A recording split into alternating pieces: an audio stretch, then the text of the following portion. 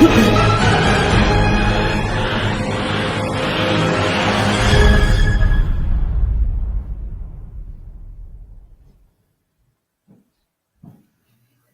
the name of Allah, the Beneficent, the Merciful, I bear witness that there is no God but Allah. Elijah Muhammad is his messenger, and the Honorable Minister Louis Farrakhan is our divine reminder and warner in our midst. Thank you for tuning in to another episode of the Jock Brothers Presents Let Us Make Man. We deeply apologize for the delay, but we're here now. We are a group of brothers that desires nothing more than to show you what a striving man of God should be. For we all are family men who love our children. We all are businessmen. We all are youth mentors. And we all work hard in our communities to make it a decent and safe place to live. When putting this podcast together, we decided to govern our actions by 3 rules. 1 was to put God first in all that we do. 2, to present content to podcasts that can make you a better you. And 3, to showcase brotherhood and unity amongst men that you can be proud of. My name is Brother Kawi Muhammad. This show is right up my alley. I'm a brother that's very interested in the root of things. Humble beginnings, those fireside stories that we're about to get tonight. And so I hope you enjoy those lines of questioning.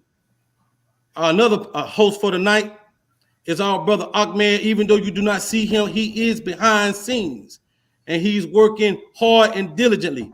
As you know, Brother Ahmed is born and raised in New York City, and his daddy is one of the greats of that city in Nation of Islam history.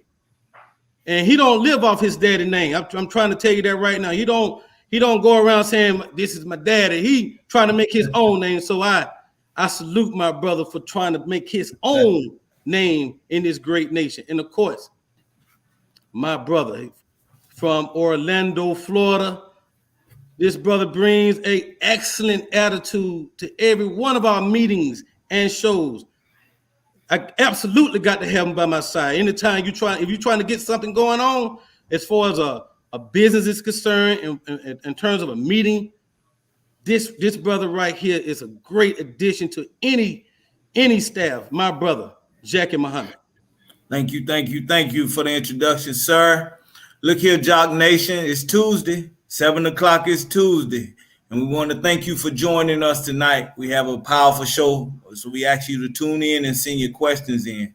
Also, we ask you, if you're on YouTube, if you're watching us on YouTube, we ask you to hit that like button, subscribe, and share.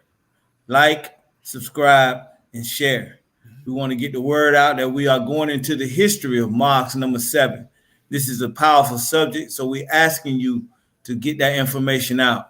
Also, we want to let you know we're still on our initiative, our prison initiative. We are striving hard to put the final call, the baddest, boldest newspaper behind the bars for our brothers and sisters who are locked up in the belly of the beast. And we're asking you to donate to that program. $ Jock Bros, Cash App, $ Jock Bros. We're asking you to donate to that program, that initiative, so that we can get the final call behind the bars. And also, if you have anyone that you would like for us to send the final call to, we ask you to send their information to jockbrothersviewers@gmail.com. If you have any brothers and sisters that you need to get the final call to, you send their information. We need the location where they are, and we also need the name of the chaplain in that prison or in that jail. So definitely we ask you to support this initiative because we want to help our brothers and sisters who are behind bars. So thank you for listening. Back to you, Brother Kawi. Praise be to Allah. All right. Here we go. This show means something special to me because I have the privilege of meeting 2 longtime members of the Nation of Islam, 2 brothers that have dedicated their lives to the resurrection of our people. These 2 brothers hail from New York City. We don't talk about New York City as much as we need to, for this city right here really like laid the foundation for for all our studies and how we conduct ourselves around the nation right now. For New York City produced greats like Malcolm X and the Honorable Minister Louis Farrakhan. Matter of fact, the only two national representatives the Nation of Islam has ever had come from New York City. And we so privileged to have brothers on the show today that walk with these brothers, had a chance to talk to these brothers, break bread with these brothers, that can give us firsthand account of just the men that has been amongst us and is amongst us today. So with no further ado, I want to introduce this first brother. He served as a student minister in New York City. He great friends, or very well got a great relationship with Malcolm X. I was reading his memoirs today, and I know this brother got a great relationship with Malcolm X. And you just don't see brothers that's walking around today that can say, "I talked with Malcolm X." That's just something you just don't hear. He also has a wonderful relationship with our leader and teacher, the Honorable Minister Louis Farrakhan. This brother has served as student minister since the 1950s. And now he lives in Atlanta, Georgia, where we get to be around the presence of a brother that has just a wealth of knowledge, and he's eager to give it out. With no further ado, and with a Jock Brothers round of applause, I want to introduce you to our brother, Minister James Najee. Assalamu alaikum. Walaikum salam, sir.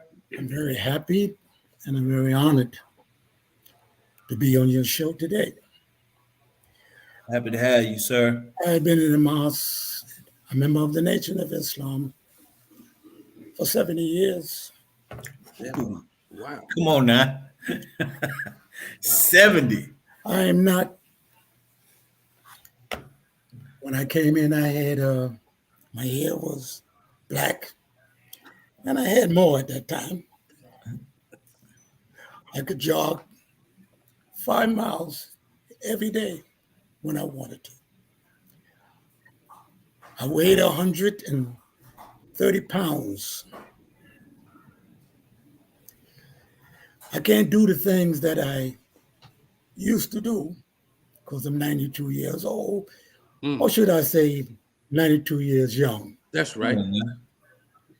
But there's one thing that will always remain constant in me, and that is my love for Allah,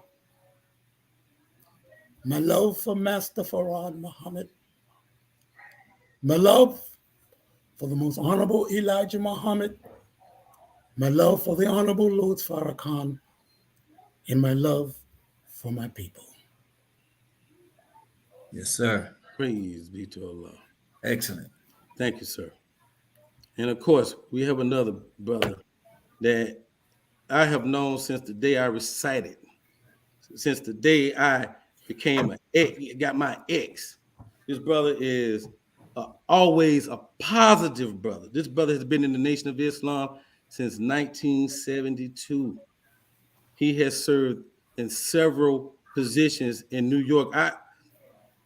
For what I understand, maybe arguably one of the greatest official staffs in the Nation of Islam. It was led by a legendary captain, Yusuf Shah. He led he soldiered side by side with Ahmad's dad, which is a New York legend, Richard Adax. He was a lieutenant himself. That was no joke in his own right. But you don't never see this brother wearing it on his sleeve. He actually serves today like he served then, like a regular brother that's willing to always pull your coattail and tell you the right thing to do. With no further ado, I want to introduce you to a brother that I have great respect for, a mentor of mine, my brother, Abdullah Muhammad. Assalamu alaikum. Walaikum salam. In the name of Allah, who appeared to our forefathers in the person of Master Farad Muhammad, we forever thank you for coming and search among us and find one worthy to carry the word. He picked a person to to to show us how much he loved us. He challenged the messenger. He asked the messenger at one time, "Why not you and I just go and let you burn them all?" The messenger said, "If you want to burn them all, you burn me with them." That was the love he had for us. And then he turned around and made a brother for the messenger. We know him as the Honorable Minister Louis Farrakhan, talking about being consistent ever since I met that brother. He's always been talking about the most honorable Elijah Muhammad and the Honorable Minister Louis Farrakhan. And it was a pleasure to work with them in New York City. So we had some of the best. At that time, when we left, when the nation fell, we had 18 mosques throughout the nation, and we had businesses, and it was, believe me, it was a time when you asked your brother, what time is it? It's nation time. It's nation time, and that's all we did. The fish force was one of the money makers. The final call on the fish force was all we really did in bringing our people to the mosque. And the devil was so envious of us with the fish force. What they did was the fish used to come in on their freight. They would cut the freezers off, let the fish thaw out, and then turn around and turn the freezer back on. So when we delivered the fish to the people, it would crumble up. So that really killed the program. And I'm honored to be on the program, especially with my big brother. Thank you. Yes, sir. Thank you, sir. Praise be to Allah. So let's get to work. Let's get to work. Of course, I'm going to start it off like this. I'm going to start it off with Minister Najee. You know, we just don't know. We hear the stories of the past, but we really don't have a real connection with it. I really want to use this show to try to connect the youth to let them see the shoulders that they really stand on. And it goes much deeper than just those popular stories. So I want to start off with you, Brother Najee, because tell me how did you get the teachings? Tell me when did you hear the teachings for the first time, and what electrified you to the point where you want to come to the nation? It's my family accepted into the nation of Islam is very different from everybody, from most people. My dad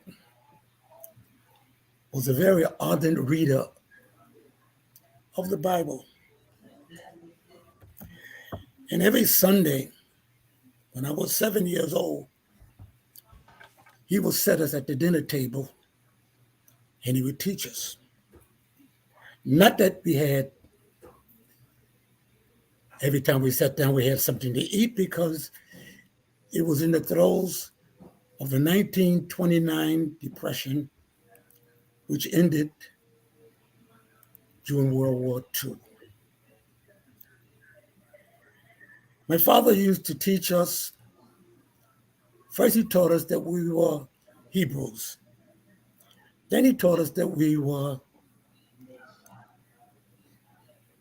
Ethiopians. And he would take us into the Old Testament of the Bible, which is the book of prophecies. For nothing can take place in the New Testament, I have been taught, unless it was prophesied in the Old. So my father took us to 3 prophecies in the Old Testament.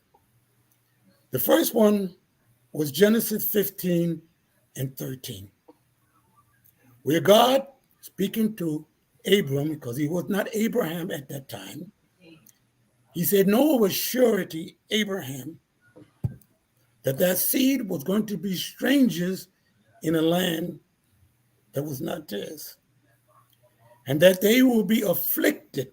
What do you mean by being afflicted? They will be lynched on trees.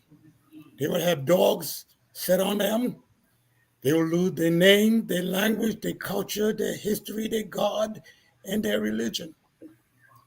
But he said after those 400 years, they will come out with a great substance. Now, what is a stranger? A stranger is one that when you come to his home, you can't go where you want to. You can't do what you want to. You can't sit where you want to unless you ask his permission. Well, that is the way we have been here in America. We have begged our enemies, can I sit at your counter? Can I go to your schools? Can I live in your neighborhood? Can I go to your church even if you're going to put me in the balcony? This is the plight of our people, and we fulfill Genesis 15 and 13 better than anybody else. Yes, sir. Then my father took us to Deuteronomy 18 and 18, where God now is talking to Moses. And he told Moses, I'm going to raise up a prophet from among thy brethren likened unto you. Well, why? How could this prophet that is coming be like Moses? Because Moses delivered a people out of bondage according to the scripture. This man, he will be the deliverer of the people that God prophesied in Genesis 15 and 13. So excuse Then my me. father, then my father took me to Malachi 4, 5, and 6. And in 4, 5, and 6, it said, Behold, before the great and dreadful day of the Lord. What's the great and dreadful day of the Lord? That's the day of Armageddon. And that's the day when our enemies and the enemies of God will be put into hell.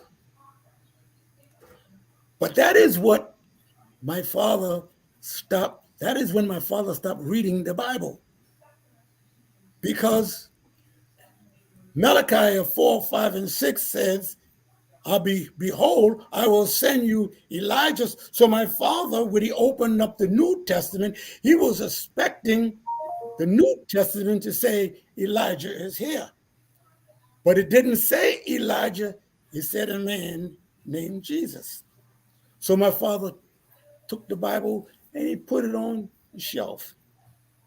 What my father did not know and what we did not know was that when we came into the nation of Islam, we discovered that Elijah and Jesus was one and the same. Just as Jesus raised the dead, so did Elijah. Just as Jesus showed a man how he could pick up his legs and walk and do something for himself, so has Elijah. As Jesus gave sight to the blind, so has Elijah and Minister Farrakhan give sight to the blind. Yes, But sir. still, my father put the book away and we stopped teaching. But I was always wrapped up in black people. I Right, would right. argue in school. I was supposed to get the social medals in high school, but they didn't give it to me. They gave it to a Jewish girl. Everybody, all the other students wondered why I didn't get the medal. But one of the students was once working in the office, and he got hold of the records. And the record said that this James, me, is a nice guy, but he takes up too much for his people. Yes, So sir. it went on for quite a few years. In 1950, a knock came on the door. No, before that, when we got older, I think it was June 1952. No, it couldn't be 19, because it could be 1950. It was in 1949. Me and my three brothers were sitting on the stoop. And we start talking about the problems that were going on in the world today. Russia was threatening the United States. The Arab was at war with the Jews. Pakistan was at it with India. So we turned around and we said to each other, we start thinking about what my father had said. My father had said that the war of Armageddon was coming. So then we went back to our father and we told my father what we were thinking. And my father went back and took the Bible off of the shelf and he started reading the Bible all over again.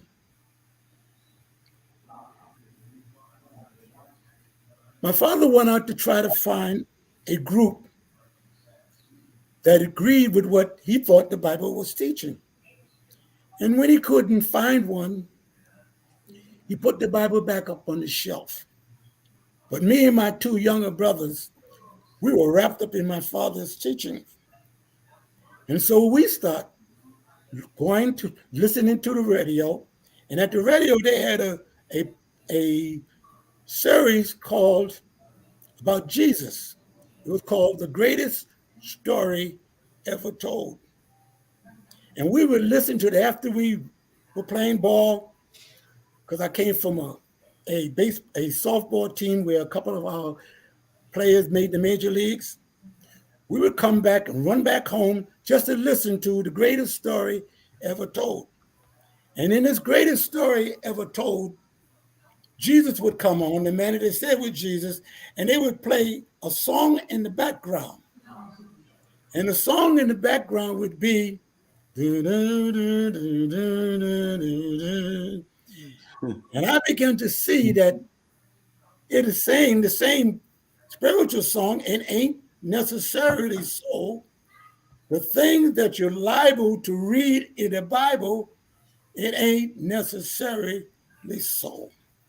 Ain't necessarily so. So we kept listening, and one day we had a knock on the door. It was a young fella who I was arguing with all the time about the evil of white people and our condition. And he said to my father, who answered the door, he said, Mr. Dawson, do I have a message for you? He says, there's a man on 115th Street on the third floor, and he's teaching black people that they are not Negroes and colored people, that they are Muslims. So at the time, what part of New York you living in? I lived in Harlem. Oh, you're living in Harlem. I lived in Harlem. And what year was this? 1950. 1950. Is there a mosque established at that time? No, there was no mosque. We didn't have no mosque until later on. It was a temple. It was on the third floor. Oh, okay.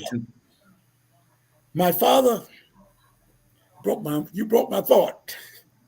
My father jumped up in the air and he screamed like it was if he's doing it right today. He said, "This is the teaching that I have been looking for all of my life." Yeah. Now, my mother never accepted any of the black talk that my father taught, because she said, "I'm not going back to Africa and be eaten up by some lions and tigers." But soon as she heard my brother tell my father about this teaching, my mother was ready to accept. My father went out that Sunday. He took my older brother with him. And when my father came back, he was beside himself. He was so happy. So we asked him, tell us what they said. And all he could talk about was John Hawkins' history. John Hawkins brought us here. John Hawkins did this. John Dawkins did that. So I said, well, when is the next meeting? He said, well, they're having an FOI on Monday nights. So when we went out that Monday, they told us that this class is only for the brothers who are registered in the teaching. I told you I got a lot to say on this one issue.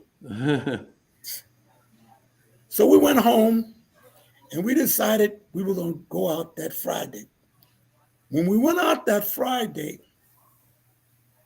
you got to hear this one.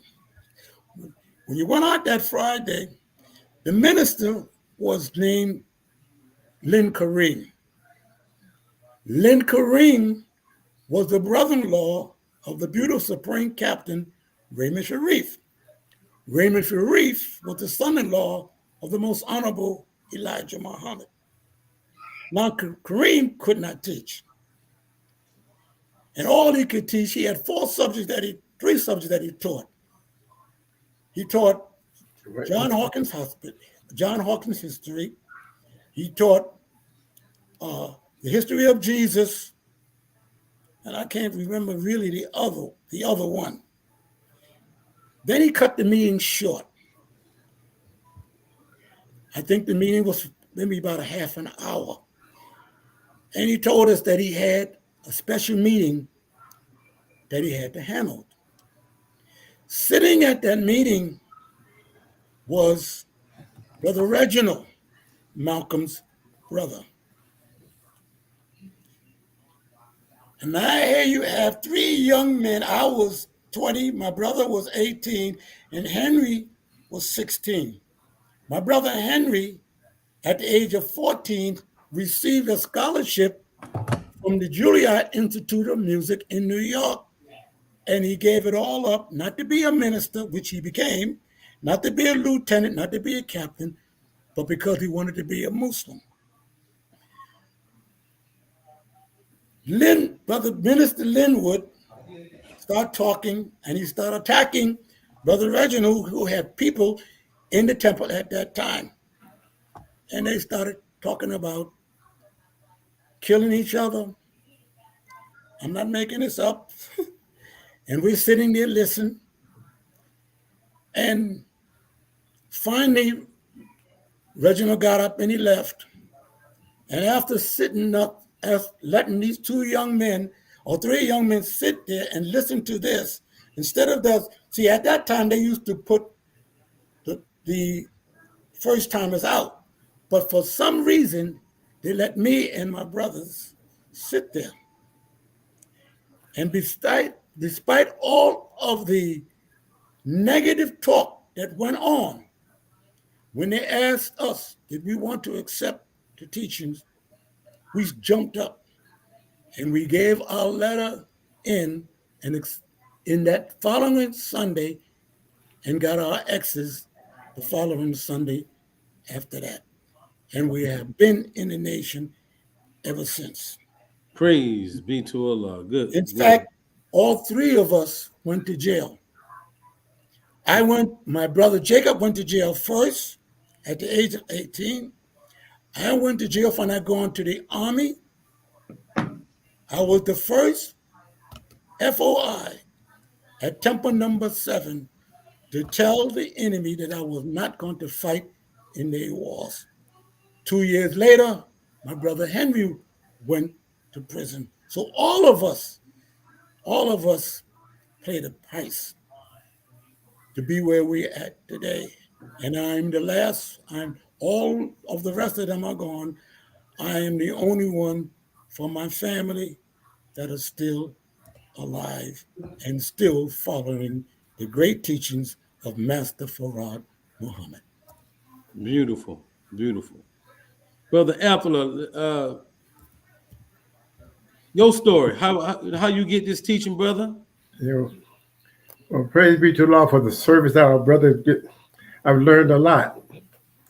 Well, about 1972, I was riding my car doing this song, and a radio host by the name of Alma John said the weather's so hot, not a good time to eat. What you should do is get a book by the most honorable Elijah Muhammad, How to Eat to Live. I proceeded. I've never been. The mosque was down on 160th Street. I've never been to the mosque. I've never been to this bookstore. At that particular time, Allah saw fit to tell me to go to that store. I picked up that book, brother, and believe me, I could not put it down. I just couldn't put it. It was the first time I heard that the pork was that good. And believe me, that was a staple in our house. I went home and I shared with my mother. And she being a Southern girl said, yeah, and. But from that day on, I did not knowingly eat any pork. So quite naturally, I went to the restaurant, and going to the restaurant day after day, one of the brothers gave me a card to go upstairs. And when I went upstairs, lo and behold, who was teaching? You know who he did? Honorable Minister Louis Farrakhan. And what he said to me that really lit me up was that the black man was God.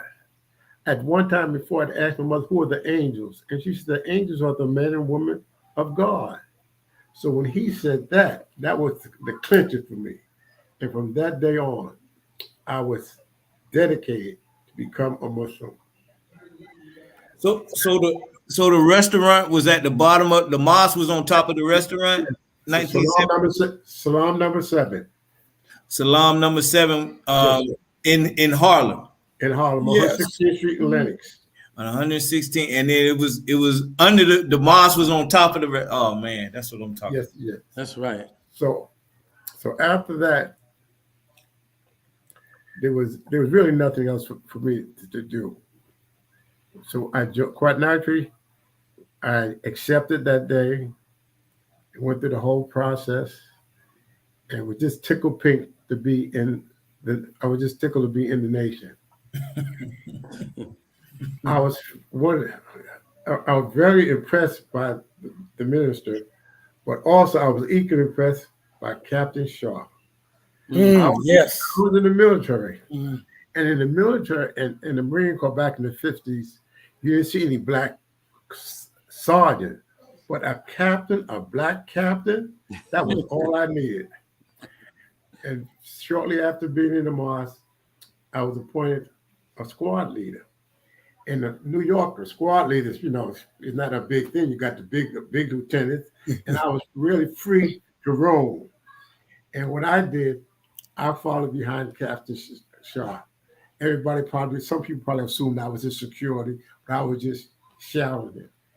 And we became very, very close. The people would come back with their different stories, and he would talk about, we don't need no revolving doors, and we don't need you to do this and all. And it was very impressive to me. So after a while, I went to tractor trailer school, and after getting my license, I was able to drive the tractor. I drove with Brother Thomas, with the tractor trailer driver. We went up and down the coast, getting up to final call, not the final call, the fish, the beans. Another thing with the fish program, the devil didn't want us to unload the fish, because that was, the Teamsters. But they insisted, those in authority assisted, and we finally was able to go to the shores, and we unloaded the fish ourselves. We didn't let them do anything. Also, during that time, one of the tractor trailers was stolen. And when the gangsters found out who the tractor trailers belonged to, they returned. They washed the truck and returned. Some people say they filled up with gas, but that's another story. But it was really a time to be in the nation. There was a brother who I never got along with. He disliked me for whatever reason. I never said anything to the brother. And to this day, I never knew why he felt the way he did. However, once he found out I was a Muslim, if I would ask him to eat out of my hand, he would literally do it. That's the way he felt about the nation, although he was never in the nation to my knowledge. Another time when the mosque was attacked, I was about a half a block away from the mosque. And this lady came by and she said, "Oh, it's a shame. It's a shame what they're doing to the police around there." And I, quite naturally, I ran around there, and there were brothers who I knew from the street, dope fiends, etc., etc. But they came back. I never knew that they were in the nation. But once the nation was attacked, they came back. There was brothers who were in other communities who knew that we never we had different of opinion on the theology of Islam. But when they found out that we were on attack, what they said they did, they secured their mosques with all brothers possible, and all other brothers they were sent to the mosque. And believe me, brothers, the people just turned out. They turned out. Okay. Now, brother Abdullah, I don't want to go too far. I want to come back to those stories again. Okay. So when you say the gangsters took our truck, so they actually stole our tractor trailer. We talking about the mob at that time in the 70s. Exactly. Okay, so this is our tractor trailer. What we moved the fish, the final call, and all of our products with. Really not the final call, because the final calls came in from Chicago. Okay. All right, so we mainly moved the fish up and down. This fish, and well, if you're in the trucking business, you know, when you make a stop at a broker, if you don't have nothing going, you have something going in your way, they'll put something on your truck, and you make that fare. Yes, sir. Now, when you say the Teamsters, they was trying to block us from going to the ports. Yeah, well, you know, the Teamsters the one unload the fish, unload the products, whatever it is. And when our fish was coming in from Peru, they wanted the money. Ah, so they gave us a little problem too. They gave the problem, and those in the side was able to deal with it. You know, same thing would happen with Muhammad Ali when he was fighting. You know, they didn't want to give him the money until Herbie stepped in, and these seem to happen. Ah, okay. So we had to straighten out the Teamsters. We had to straighten out the mob, the Teamsters. Okay. That's what I'm talking about. I want to hear this history. Okay, yes, sir. Let me ask you a question. When I hear the two of you talk about y'all y'all beginnings in New York, y'all speak about it with such some type of proudness in you, like wow, like that was the best time of your life, type of thing. What was it? What was it that made that era of time when y'all was coming up, like, I guess so memorable for you, you know, in terms of the brotherhood, in terms of the teachings, and you know, I can imagine that y'all was like on an island by yourselves, because it was a Christian dominated like society, but yet y'all was coming with this new teaching. And y'all, you know, I know y'all had to be like one with each other. But what was it that like that just still stands out so much about that era of time versus now, in your opinion? It's just a feeling. It's just a feeling. It's just like if you see somebody or you meet somebody, there's just a connection that's there, and the love for the brotherhood. I mean, to this day, there are brothers that when I meet them, even though they went with the man, the only thing you can do to make them angry is call them by their slave name. Most of them have to. Other than that, brother, we've never had no physical family. Yeah, we still family. We family over family. I mean, right. But we really close to some family. Because family members, we fight physically. Right. But I've never had a physical fight with a Muslim. Come on, man. Before or after, and even today, yesterday, I called one of the brothers. You know, and we still friends. Absolutely. So Minister Najee, now I like to say something on that point that he. Oh yes, ma'am. Yes, sir. A lot of this was no easy job. We had to make a name for ourselves to gain the respect that we had. In the 50s, the laborers in Chicago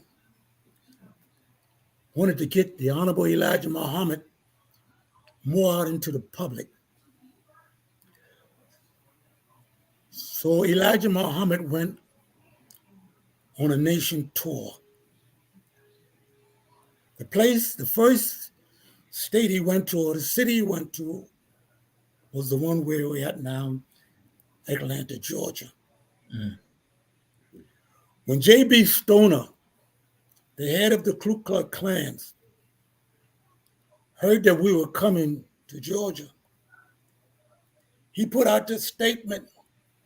He said he didn't want no niggas, us niggas from the North, coming down and spoiling his niggas. He threatened. So our beautiful Supreme Captain, I call him beautiful because he was a beautiful captain. He looked good in his uniforms. He knew how to treat people. So the captain wrote back. He told them, we're coming to Atlanta for a peaceful meeting. But if we are attacked, we surely would fight. Come on, man. You could imagine J.B. Stoner, who was the head of the Ku Klux Klan, in a city where they just pledged, it was a pleasure for them to throw black people off of that stone mountain. Oh, really? Wow. They threw a lot of black people off of that stone mountain, brother. And I live right around the corner from Stone Mountain. And it's an ugly mountain. Anyway, we had 32 buses filled up to go to Atlanta, Georgia. And that Saturday, when the buses was going to leave, almost all of Harlem came out and stood on 116th Street to give us our send-off. But I think they thought that they were going to see us for the last time and that they were there to give us our last rites for the way we were taught. But when we got to Atlanta, there wasn't one white policeman, not one white reporter. There was not one white person anywhere in the facility. They left the security of that entire area to the brothers of the FOI and the sisters of the MGT. Yes, sir.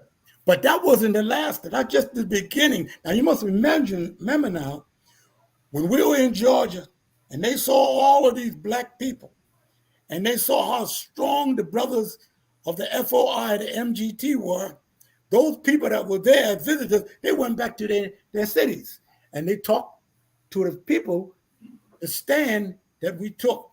Yes, sir. So now the messenger went to Baltimore.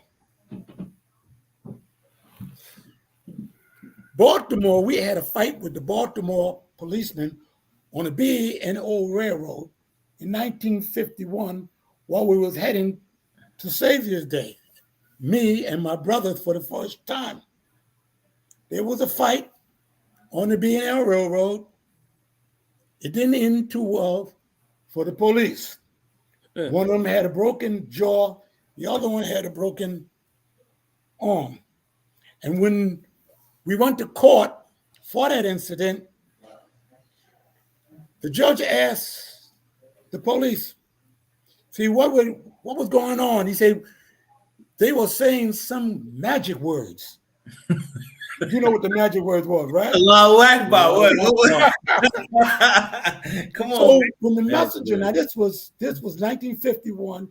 Now this was either 1955 or 1956. We're now back in Baltimore. And they didn't forget the problem that they had with the Nation of Islam on the B&M Railroad. So now here they come up. Here's the Baltimore police. They came up with maybe 4 or 5 police cars, but they didn't come along. They came with their 4-legged brothers. Yes, sir. They had Rin Tin Tin, Lassie, Kruger, and they took those dogs and they put those dogs about 7 to 8 feet away from us. I was standing on that post in front of, because all the brothers, the security was lined up in front of the building where Elijah Muhammad was teaching. They put those dogs about 7 feet away from us. And those are the biggest German shepherds that I have seen in my life.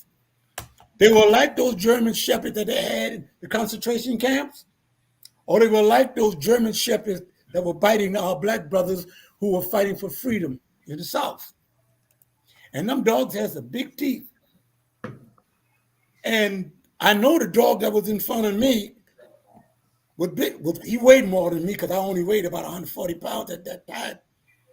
And those dogs were trained to hate black people. And the cops had a hard time holding those dogs in place.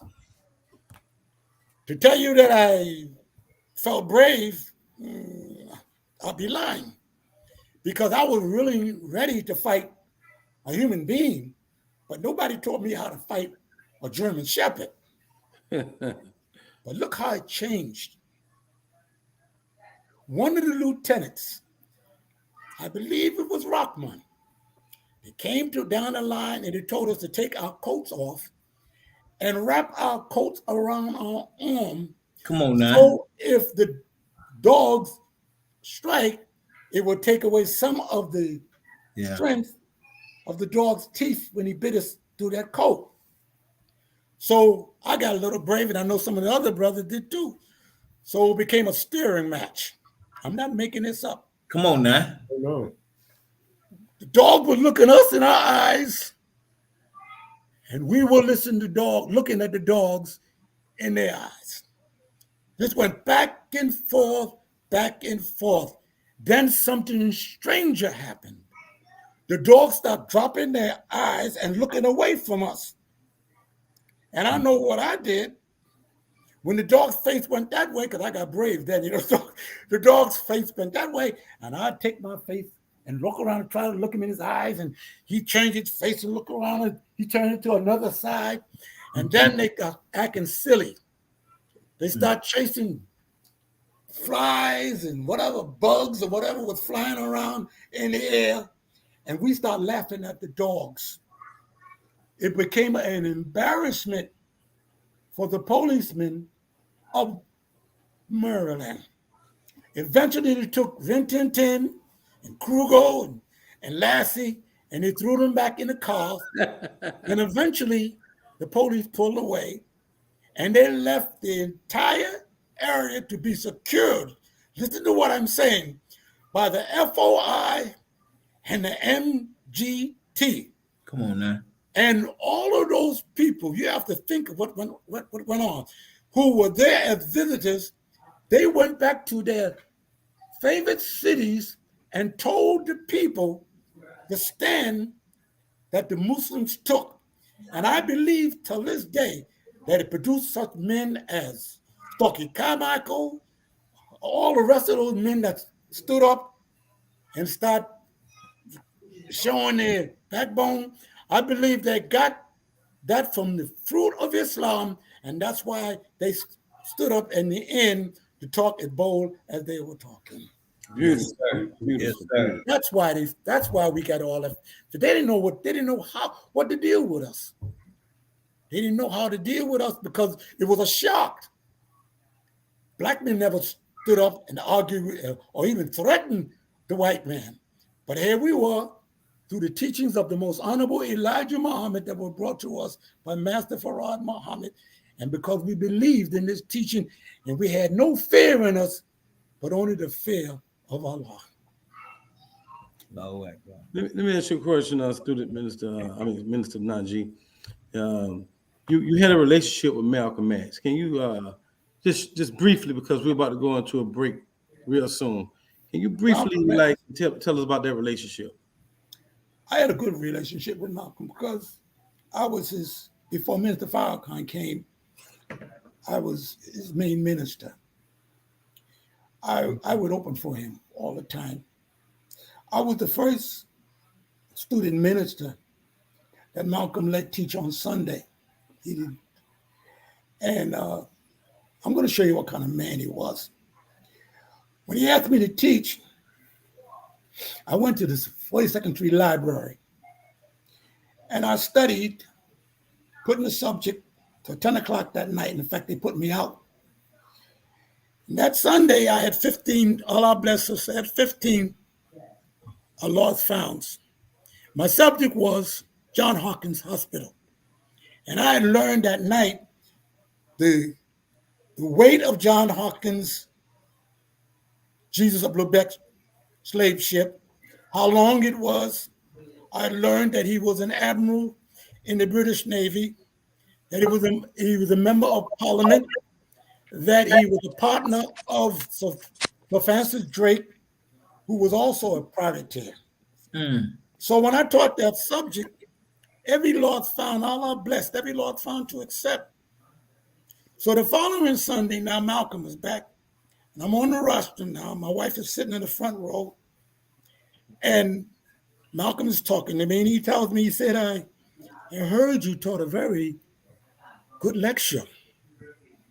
He said, tell me, where did you get all that information on John Hawkins? So I said to myself, my ego got big, I said, oh, Minister Malcolm was asking me for some wisdom. I said, I got it out of a book. He said, Brother James, did you tell the people that you got that out of a book? I said, no, sir. He said, Brother James, if you're teaching people and you're getting something out of a book, you have to tell the people that you got it from a book. Because if what you say is wrong, they would blame it on Elijah Muhammad. He said, now he put his hands over his mouth. He didn't want nobody to hear this but me and him, because he wasn't trying to beat me up. He said, you may be a good teacher, but I will set you down in a minute. The only one who knew something was said to me that hurt me was my wife, because she saw it on my face. But he was such a good man, He just allowed people like Ruby Dee and Ossie Davis and Percy Sutton and Adam Clayton Powell and Olatunji the drummer. He just let them get to him and feed his ego and his arrogancy. And look what he wind up. He wound up in the grave. Yes, sir. Yes, sir. Brother Abdullah, Yes, sir. tell us about your relationship with the ministers. How you met them, and yes, sir. Go ahead. Praise be to Allah. Well, there was an incident in number 7, and the minister came in to solve the problem. In the course of the conversation, it was brought up that there was someone trying to do something wrong to the minister, to the student minister in New York. And my wife suggested, she says, well, why don't we let me fix food at my house? And the minister said, fine. He said, that's the only way you really get to know people. You really don't get to know people by seeing them off. How you doing? All praise due to Allah, walk all that. He said, once you sit down and talk to people, you'll get a better feel of the individuals. So that started. The minister came in, had some little believers and the student ministers come by the house. We sat, we talked, we had dinner, and the minister left. Then after that, the minister, there was a pioneer that returned to Allah.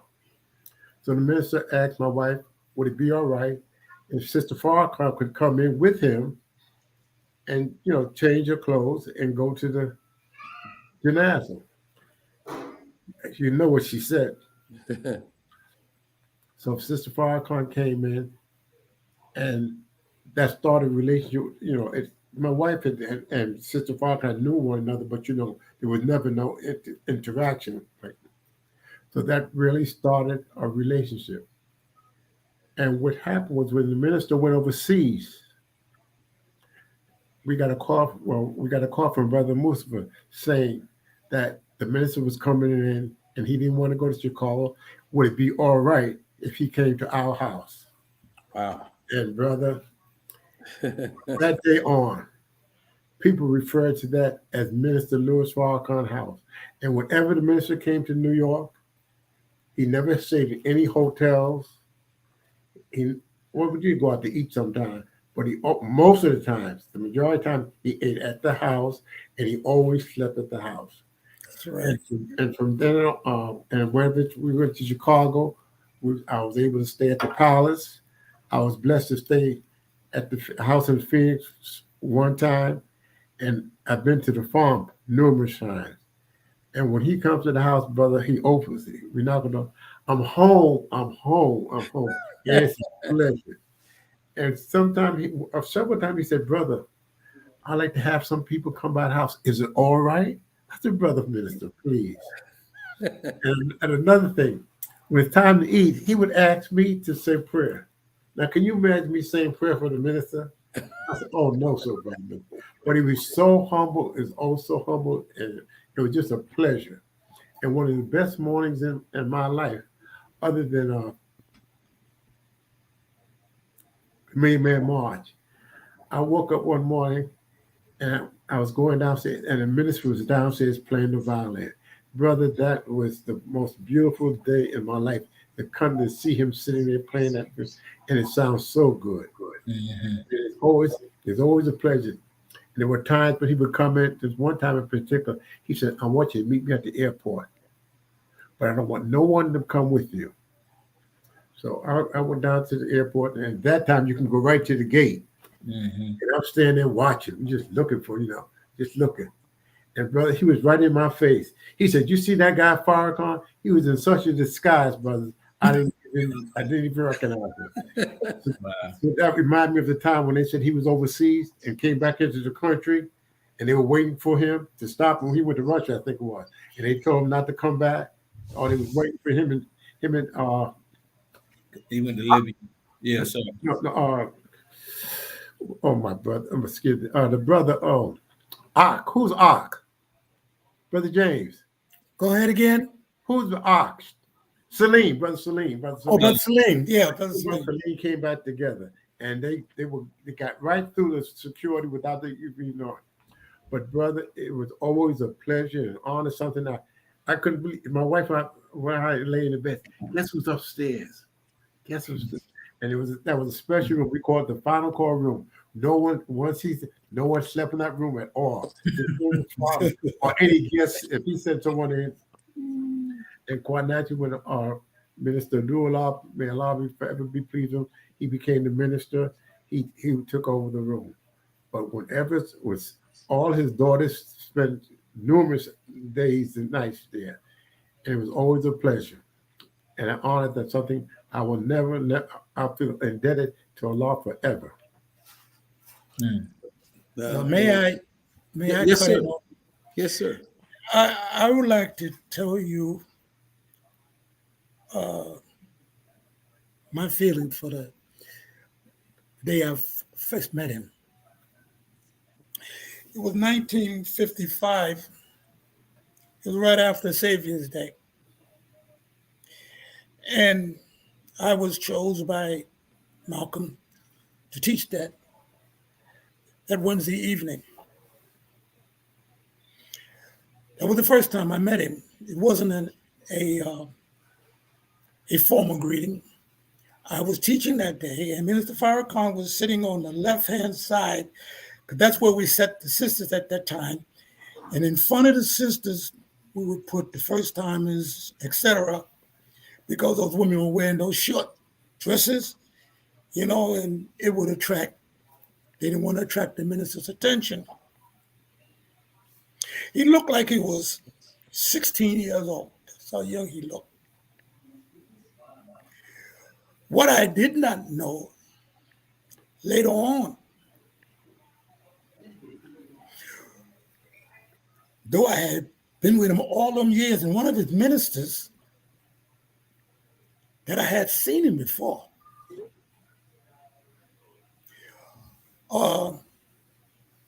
It was only when they start showing the picture of Minister Farrakhan on the stage with his violin during the Ted Max amateur hour. Because me and my two brothers, we used to like to look at the amateurs. Ted, Arthur Godfrey,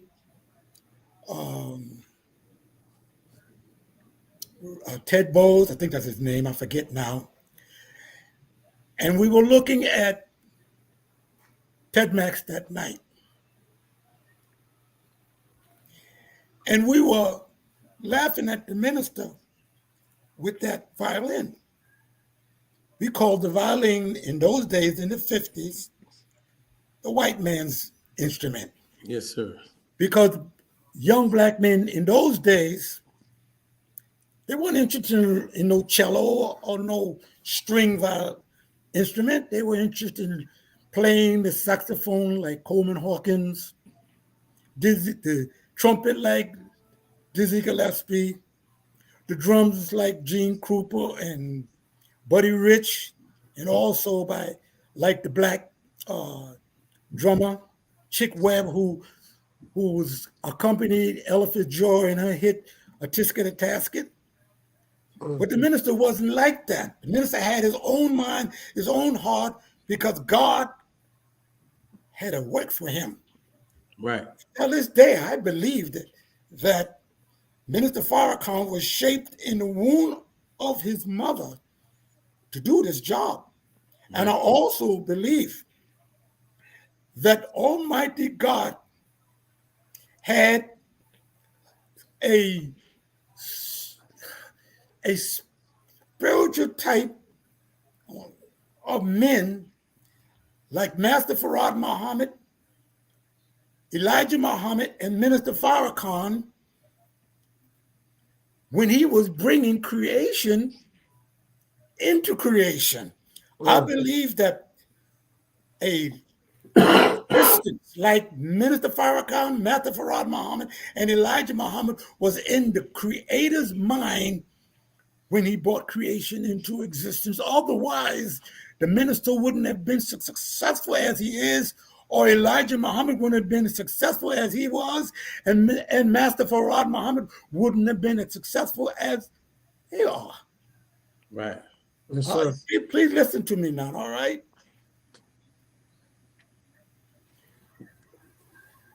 Everybody wanted to know, well, where was Malcolm that day when such a great man came? All right? But Malcolm was out doing what he did so well at that time, and that was raising dead for a man that he believed he fell in love with while he was in prison. Malcolm was setting up temples, and he sent my brother, Jabril, Brother Ronald, and two other brothers to the West Coast, where they set up San Francisco, Los Angeles, Oakland, Riverside. And they kept number 8, San Diego together because the minister at that time had been injured during contract work. Now, I don't remember what I taught that night, but Minister Farrakhan said that I had a mean look on my face. The next time I saw the minister, it was at the FOI. He was being introduced to the FOI. Am I talking too long, brothers? No. But Minister Najee, was you in the Bronx at that time when he came to visit? And while the minister was talking, Brother Mustafa, Brother Charles Bobbitt, who helped get the minister into Gabon, me and Jihad and others were sitting around him, and Jihad turned to us. This was 1955. He said, that man is going to replace Malcolm X. Now, this was 1955. Malcolm had been there in 54, and he was already making a name for himself. But Mustafa saw that there was a divine man standing up there talking to us at the fruit class. And he was right. And in fact, God showed him something. Because Minister Farrakhan came in, if you remember, he said he couldn't even talk, he stumbled. He moved me out of the way as Malcolm's man. He became a lieutenant, a captain. He went to Boston, became the minister. He became the national spokesman under Elijah Muhammad. And look at him now. He is not only the national spokesman, but he is the Messiah for the black man and woman here in America and the black man and woman all over the world. Man, that's Yes, sir. amazing. You saw the minister go from private soldier to what he is now. I mean, very few people could say they saw him like when he was like just brand new. Let me tell you what else about the brother. That's why I keep telling you, when he was the minister in Boston, let me tell you, on Wednesday, he taught on Wednesday at number 7. And the temple was as crowded on Wednesday when he taught as it was for Malcolm when Malcolm taught on Sundays. Mm. And when he was in Boston, Massachusetts, brother, they mistreated him. They had hypocrites that would spread things, and they stopped donating to the minister.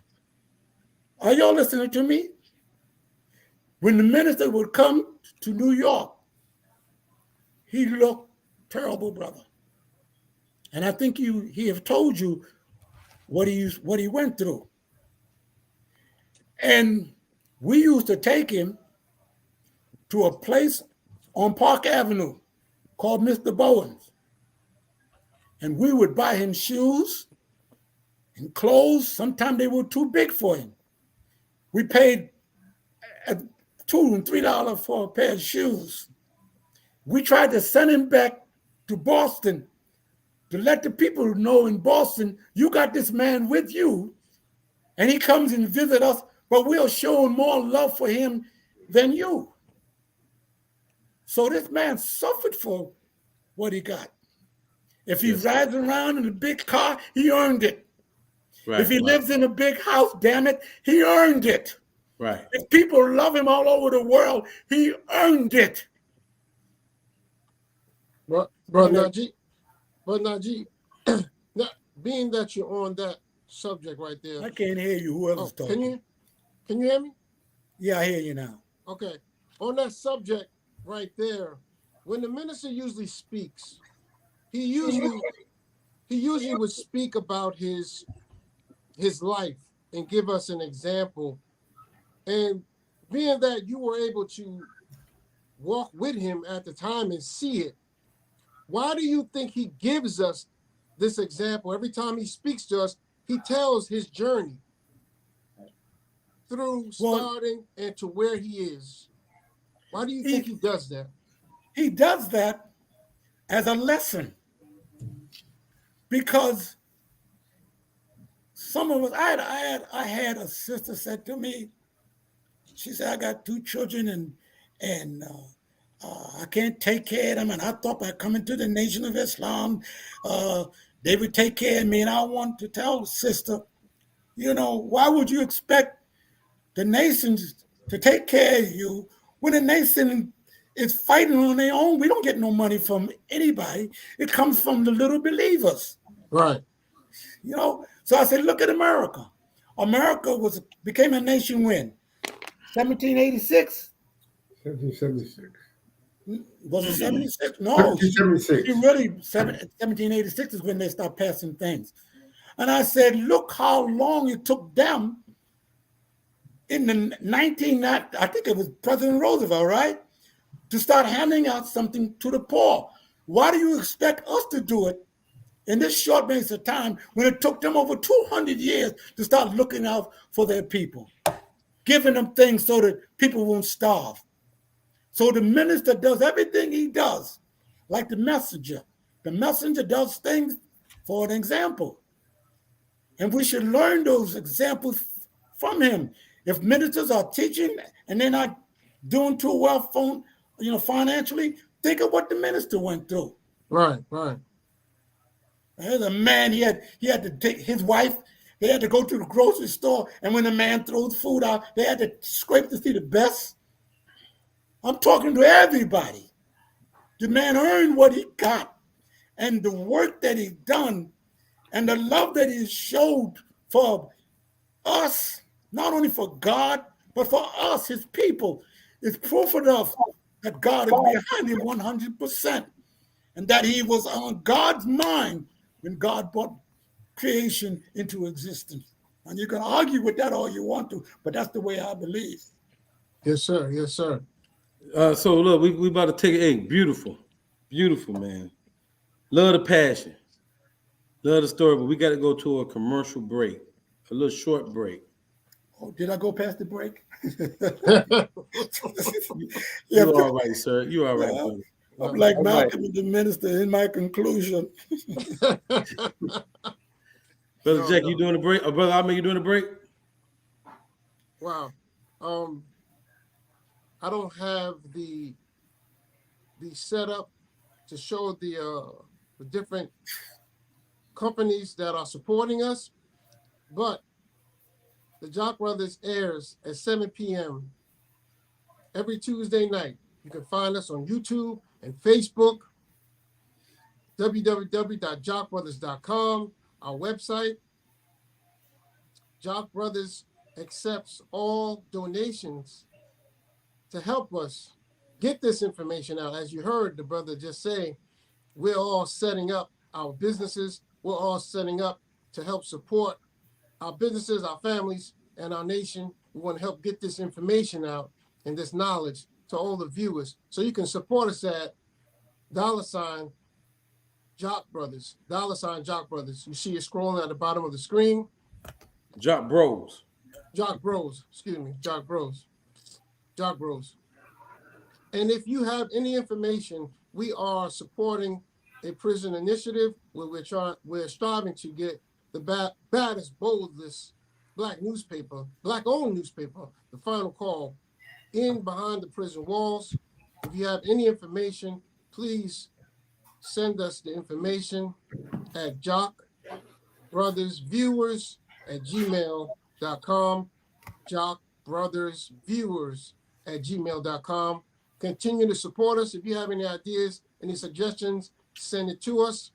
If you feel Brother Abdullah has said anything wrong on this show, please send that information to us as well. Go ahead, Abdullah. You're good today, brother. Abdullah, if you get your letter off before I get my letter off, brother, don't worry. We thank you all. We'll forgive him for his father's sake. May Allah be pleased with him. For his father's sake. We thank you all for joining on and continue to support us. Thank you all. Thank you, brother. Back to you, brother Carly. Okay, yes, sir. Yes, sir. So look, brothers, this is a tough question I'm about to ask you too. Now, this is so now if you do not want to answer this question, that's no problem. We can move on to something else. I want to talk about New York after the messenger departed. I know I really want to, I really want to dig into that because it seems like we're about to experience that again. So y'all actually went through it the first time around, and I just want to know, how did you cope with it? How do you bounce back? Let me start with you, Brother Abdullah. Number one, it is said that the nation will never fall again. So that should be our outlook. What happened in the past is the past. There's nothing to be done about it. The man came in and did an excellent job of divide and conquer by taking the captains from the east and putting them in the west and just break up the house. You understand? Knowing that if he left the captains in place, that's the army. But he divided and conquered. But the good thing about it, like I said, there was no bloodshed among the brotherhood. We didn't have any physical fights, no verbal. We had verbal confrontation, quite naturally. People talking about the baby food, it's time to leave on, you understand? And there were brothers who thought hard of the minister. There were brothers who thought very hard of the minister, but praise be to Allah, nothing happened. And the minister was so wise because had he said, hey, it's not going like that, but he submitted willingly. And when the man came to town on a Saturday, the minister was highly impressed with his wisdom, his knowledge, and understanding of the teaching. And that's why he went to Chicago and went along with him as long as he did not go against the message. And to this day here, whenever you hear the minister, he will always mention the most honorable Elijah and the honorable and the most honorable Elijah Muhammad and Master Farad Muhammad. That has always been his cue.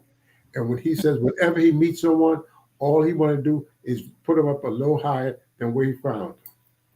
Did a lot of brothers like fall out the mosque? Oh, definitely. I mean, we all wouldn't, The we nation. all went back. Like I said, Right. we went back. We a lot of, I can't say all, the majority of us went back. Some of them went back doing, they said probably worse, But when I heard it was time to come back. As a matter of fact, one of the brothers, we were trying to get it going. He said, "Y'all let me become a socialite now. I could never get there." Spread your wings, bro. Spread your wings. Yeah, Well, Minister Najee, go ahead. You finished, Brother Apple? You keep on going. Are you finished, Anthony? yes, sir. Go right ahead. Well,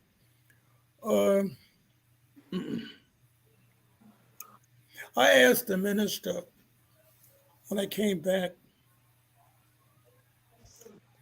I asked him, I said, Brother Minister, why did we fall? And he said, Brother James, because we did not really understand what we said we believed in. Mm. He said none of us knew that there would be two. We only thought it would be Elijah Muhammad. And what we did, we wrapped ourselves up in the physical form of Elijah Muhammad and not in the teachings that he gave us. Because the teaching was enough. We had enough that could have kept us as the nation of Islam. You can never really keep saying, I'm never going to do this. I'm never going to do that. That's right. Can't do that. I had a brother tell me they're going to die. They'd die before they give up on Elijah Muhammad. Imam Wallace Dean Muhammad taught a lecture on 110th Street facing Central Park. And these were his words. He said, if my father's teaching were not correct, I will go out and form an army and make it correct. But you know what happened then, right? Never say, I'm not going to do this. I'm not going to do that. Because no one knows what they're going to do or what they will do until their back is up against the wall. That's right. Or they've been pushed into a corner. I told a brother one day when I mentioned those words, put your trust in Allah that you may not do this or you will not do that. Even though you may wind up doing this and doing that, at least you have put your future in the hands of the best knower, Almighty God, Allah. I spoke to Malcolm one day. We was opening up 7B, Corona. Brother Benjamin, who could really teach, was upstairs teaching. Malcolm had planned to give me 7B. Thank God he didn't, because he would have probably tried to crucify me. He came in late that Friday. I was at the downstairs post. He said, Brother James, can I ask you a question? I said, yes, sir, Brother Minister. He said, why do you think we're not making any progress? Well, boy, why did he say that? Because when he came, we only had 10 temples. The 10th one was Atlanta City, the gambling city. 10 temples, and Yeah, we he had didn't 10. think he was That's all we making had. progress. And now we had number 11, number 12, number 13, number 14. We have number 27, number 28, whatever. We had more. Why did he say that? But I had already noticed, right along with my wife and Captain Shaw, that the poor brother, God gave him such a brain.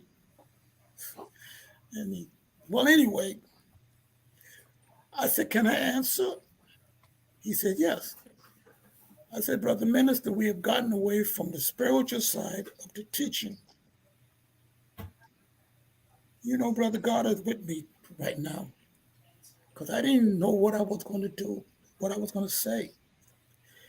He said, I said, we have gotten away from the spiritual side of the teachings. We used to use the Bible and the Quran to prove the validity of Master Farad Muhammad and Elijah Muhammad. I say now we act like we're more political. And I looked him in his eye, and it hurt me to say it. I say, Brother Minister, you are guilty of the same thing. And he put his hand, you ever see Malcolm? Now, when he put his hands on the side of his face, like this here? Yes, sir. See, I'm looking for y'all over there, you know. I'm going to get y'all. I'm not well, brother, but bear with me, all right? He used to put his hand like that. Now, why did he do that? He used to like to answer questions. And the minister, too, I asked him, why you like to answer questions? He said, because basically it's always the same question, but it's turned around a little bit. And so when I answer that question, people think I'm so wise. But when he did this, it was a question that he never heard before, or he getting an answer that he really didn't expect. And you know what he said to me? Come on, man. He said, you are right. He said, because me and Wallace was talking about the same thing earlier in the week. So, there's so much to be said about Malcolm. Yeah, that was I like what you just said about the minister and Malcolm and even yourself. I can't hear you. Oh, about answering questions. You know, sometimes on our show, we have a lot of guests, but asking them questions helps them deliver a message. And it's just what you said was so profound that even if you ask the same question, it's not always the same answer. You know? That was Because you probably have even a greater answer, a better answer that time. Right. That time, yeah. Right. So, that was just a beautiful thing. That was just beautiful. So, question. So now, the minister is in the process of rebuilding the nation. I'm assuming you were still at that time still under Wallace, or whatever your existence was at the time. Mm-hmm. What got you back? What got you to now leave the imam and get back with the minister? Because that's Say my it again. I bet back. You can answer it again. You put and yeah. Abdullah answered for me. When I heard he was back, that was it.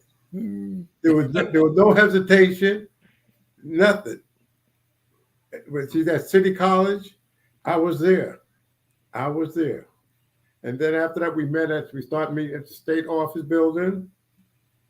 Then we moved to 120. We went to Brooklyn. Then went to 125th Street. Or whatever the minister was at, that was it, brother.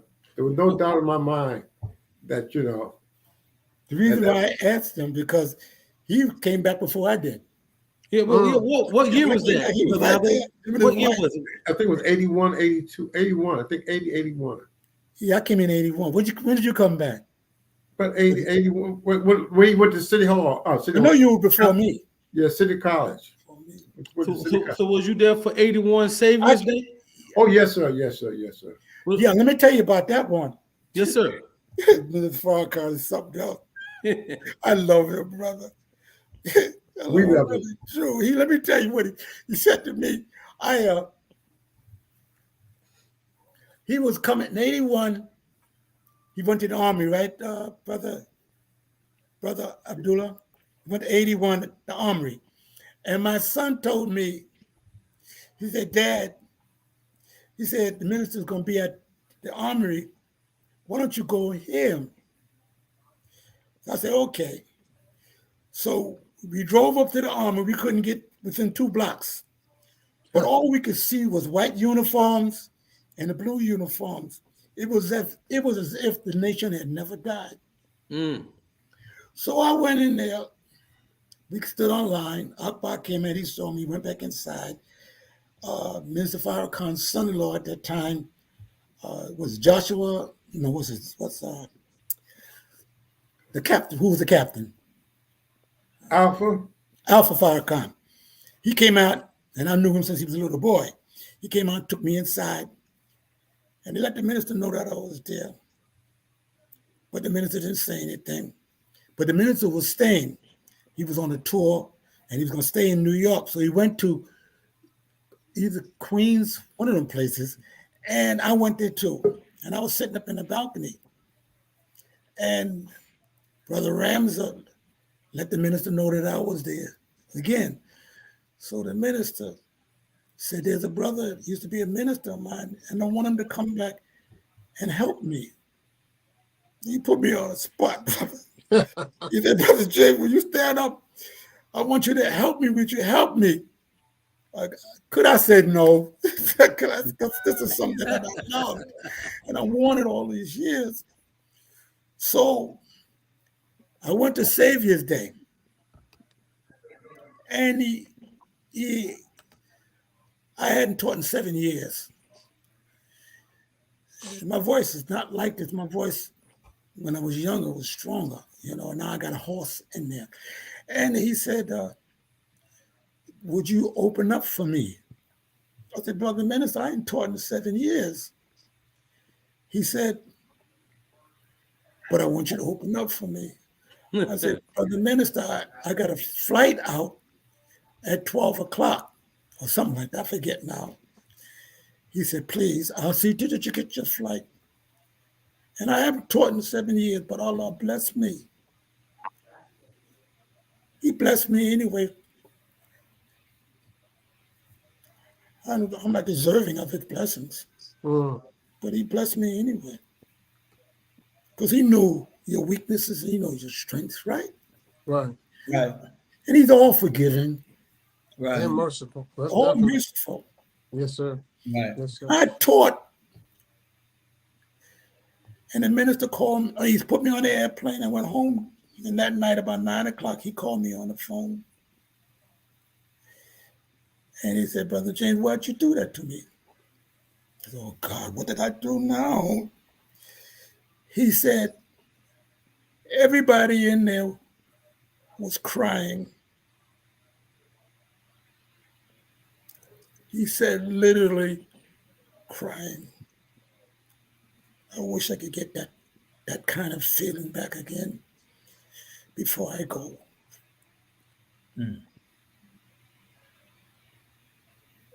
Yes, sir. Well, you definitely Yes, sir. giving it. Brother Abdullah, was you finished?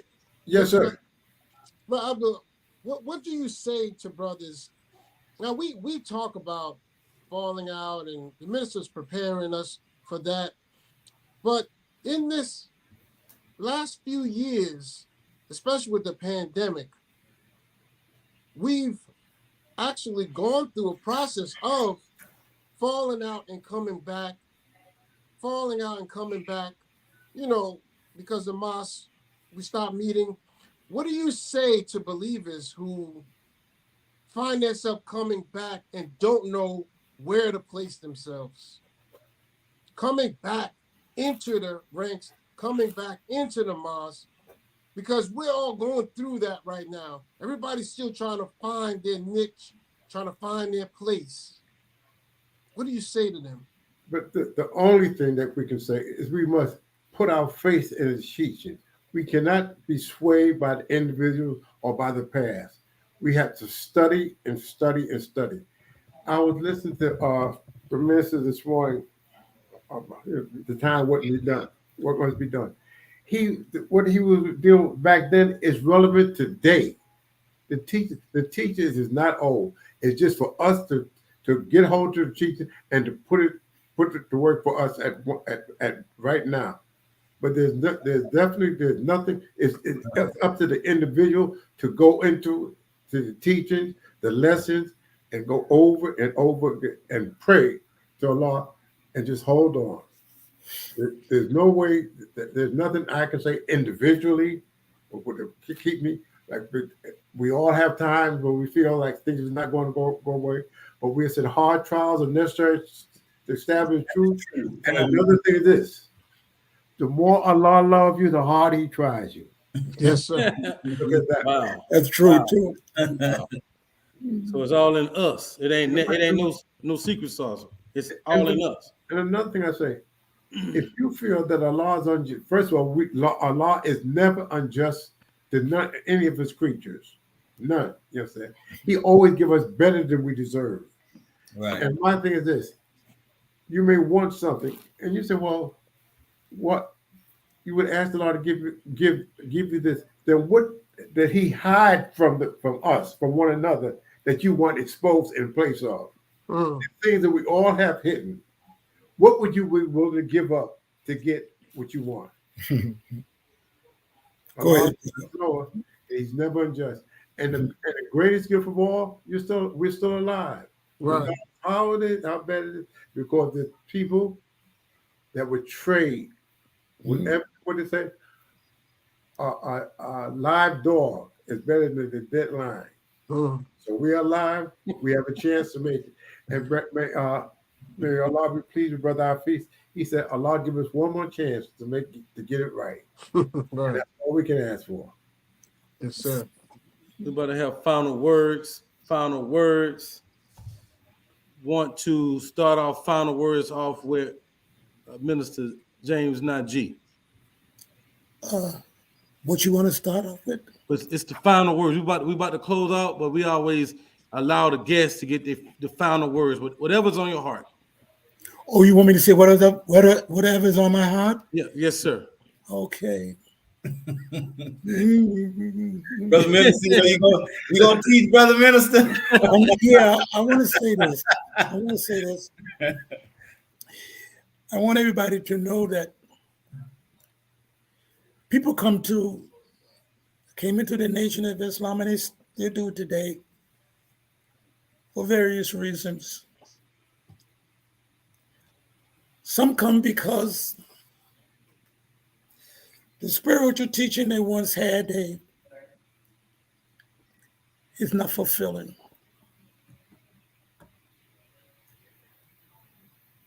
Some come because being a member of the FOI and an MGT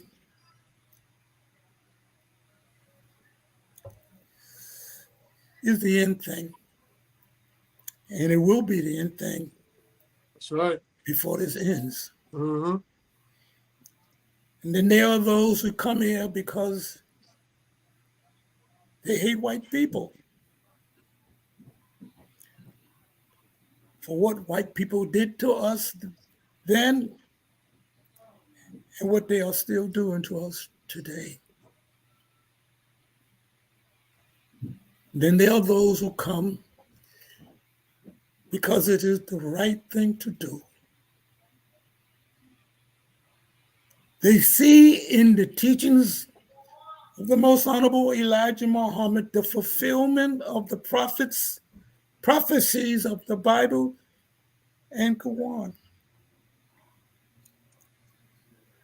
Those who take it for the right thing,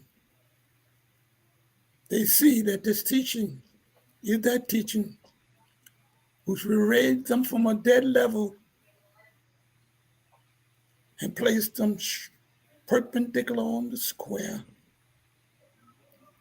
They see in this teaching the ability not just to become righteous, but to become a God themselves.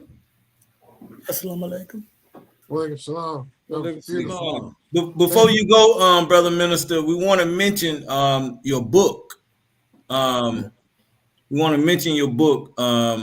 Did you bring that copy that I told you to take now? Yeah, brother Ahmed. Yeah, that's brother Ahmed. Brother Ahmed, did you bring a book with you? Yes, I have it. Yeah. Trying to steal my book. Yeah. All right. So before we go, we'll okay. He had it. Yeah. There you go. There you go. Right there. Right there. Yeah, I'm looking at it. The Nation of Islam, Temple Number 7, Harlem, USA. My Years with Louis Farrakhan and Malcolm X. Go slightly to your left, Ahmed. Right there. Revised. Okay, so this is like a autobiography of Yes. No, it's not. Well, what? If it was an autobiography, it's a mixture. Okay. It's really a mixture, and a lot of people want me to put it back out, even from Chicago and New York, and Brother Patrick is going to help me put it together. But I told him there's a lot of things that, a lot of editing I paid $500 to get the book edited, but I was not pleased with the editing because they left a lot of stuff out. So he's going to sit with me, and he wants me to sit so I can tell him what I want and the changes, because I'm going to put some more stuff in it. But I'm not stopping at this book. I want to write a book on how to master the evil that seems to be gaining mastery over us.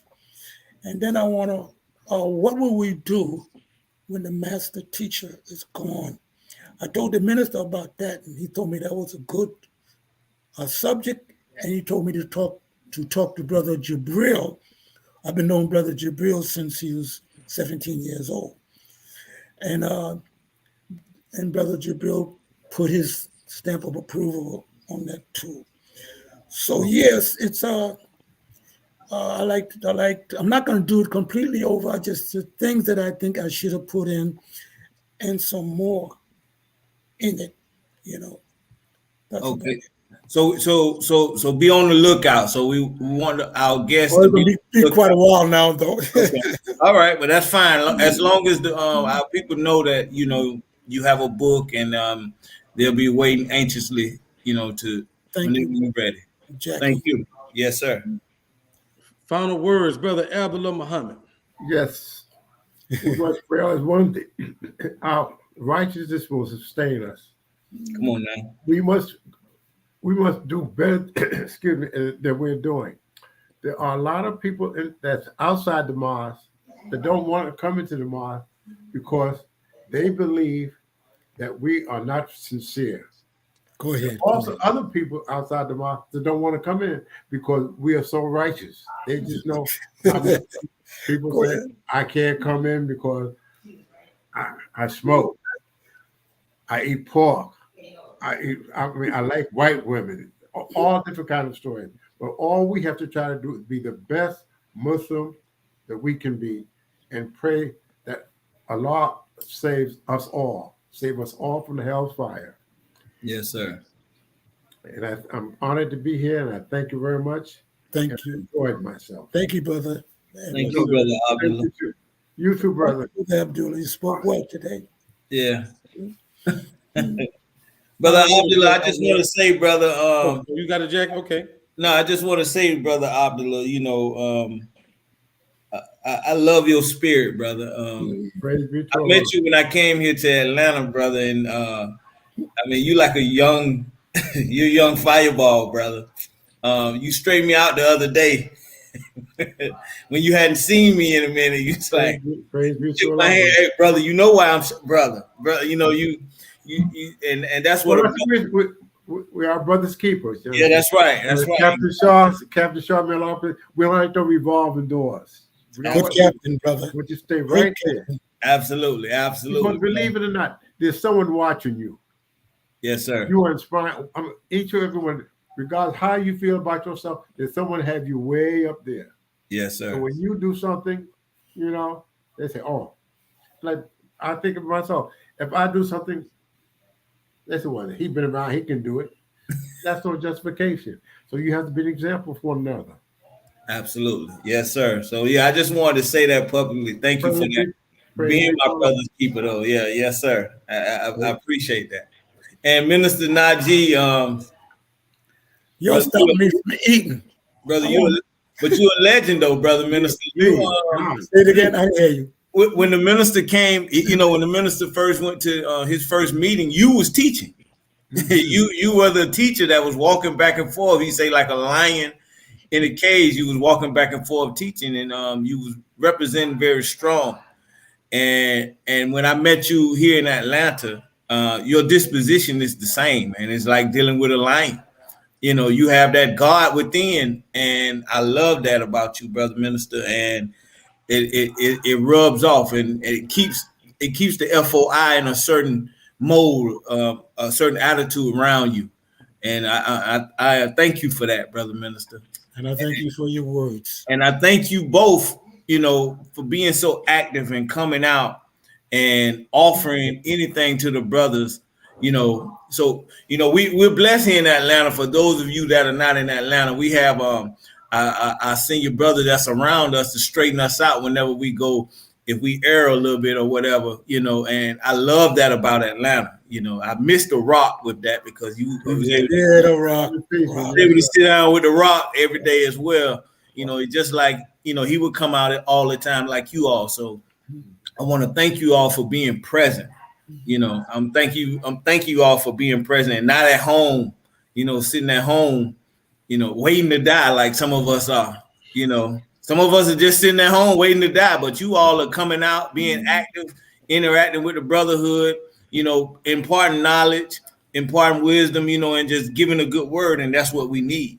And we need, in our generation, we have to continue that with the next generation that's coming. And we got to continue that, you know. So thank you, brothers, for being examples. I just want to tell you that. And greetings to all your families. Yes, sir. I'll tell you what, you know what's keeping me? Brothers like you all. Yes, sir. Brothers like other Big Jackie. No, I'm Big Jackie. We know we got there's a Jackie bigger than you. No, we got to establish that now. I'm Big Jackie. Okay. He'll talk about this all the time. I'm Big Jackie. Yeah. Okay, I'm gonna call you Big Jackie then. Yeah, Brother I'm Mason, Big Jackie. Brother Mason, brothers like him, all yes, of y'all. Yes, sir. You know, you won't let me die. Absolutely. And you don't want me to think that kind of way. Right.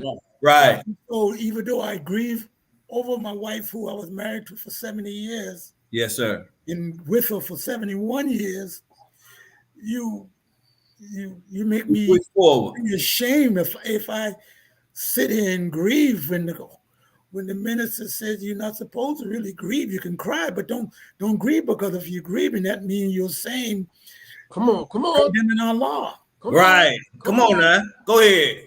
That's right, brother. So thank you. Yes, sir. Now when you're gonna let me eat? we got a couple of more kind words to say to you, sir. Brother Ahmed, final words. Yes, sir. Yes, sir. All praise is due to Allah. I thank you, brother, both of you, for coming on, and the viewers for viewing. What you see on the screen now is actually 3 generations of the Nation of Islam, and some people don't know, but 3 generations you're looking at right now. 3 generations, and when you see these men, pull them to the side, talk to them. There's so much knowledge you can get from Mr. Najee. There's so much knowledge you can get from Abdullah. They're here sisters and brothers, you have your children with you. You see these brothers, introduce them to your sons. It's almost like, oh, I'm going to take them to see a doctor or talk to a lawyer. These men that you see in front of us have vast knowledge and wisdom, and they've been through trials and overcome trials. Something basic that they can say that can help you in your trials and struggles today. So when you see these men, please lend them your ear, give them their just due, the flowers while they live, because that's what we're doing. And we have to stay connected with these brothers because history repeats itself.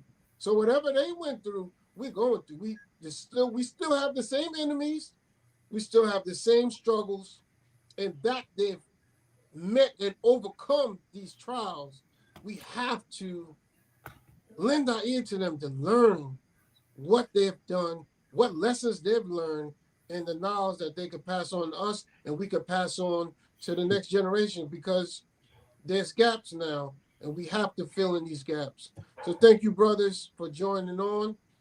Thank the Jock brothers for being together and keeping this momentum going. So I thank you all, and thank you, brothers. Thank you. Thank you, brother. All praises due to Allah forever and a day. My final words are, I came across Brother Abdullah and Brother Najee in my early stages after I recited. I don't think Brother Najee took too kindly to him. He was like, this brother here, is he a FOI?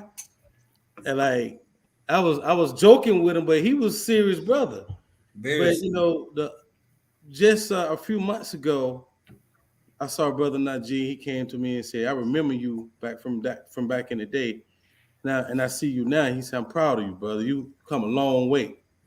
And it surprised me that he remembered me from when I first got into the nation. Just the fact that he remembered, and I felt good about that. So I appreciate your kind words, Brother Najee. I got a long way to go, brother. But it's brothers like you that I get to like learn from. Even if I don't talk to you that much, I get to see you from afar.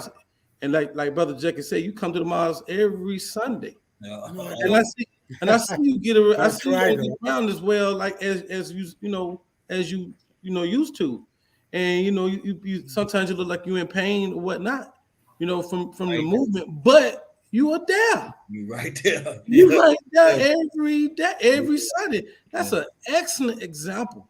Yeah. For us, Right. That's right. Yeah. That's right.